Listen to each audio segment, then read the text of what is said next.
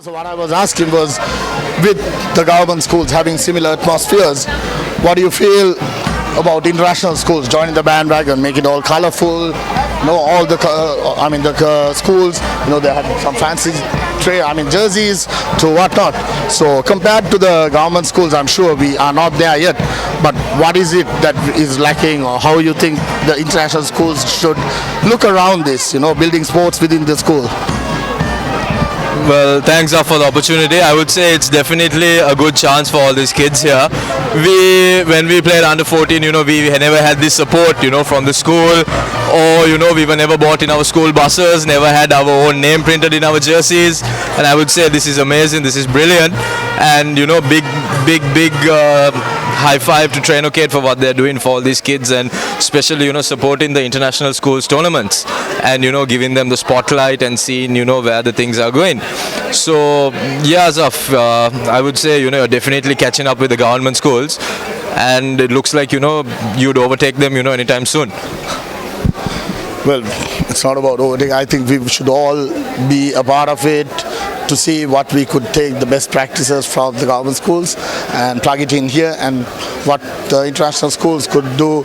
From their best practices, where the government school. Well, I would prefer more international schools play in government school kind of tournaments, so these guys get to experience the raw sport.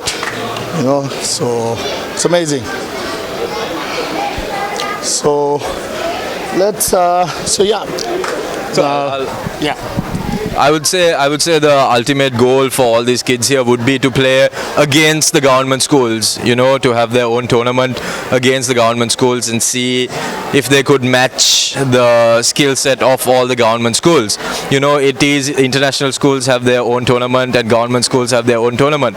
End of the day, they're all schools in Sri Lanka. So we would say, all schools have to play together and bring out the best, and in the end, it would benefit the country. And they'd definitely shine bright and take the name of Sri Lanka forward to the next international level. 100%. So the Trainocate Women and Youth Development Academy is set to be covering not only the sports activities, but also in bringing that skill level in whichever field you may be to the spotlight.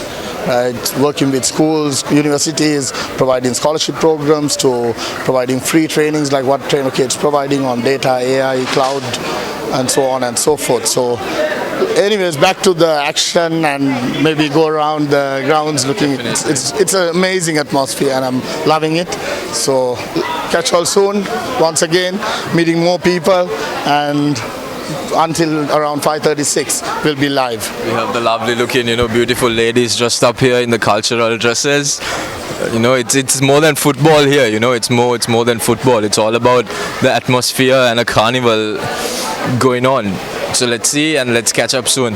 So I would also like to invite Coach Ismail, who is the coach of Alethea International School, and sir, how is your team feeling? Yeah, they are fit.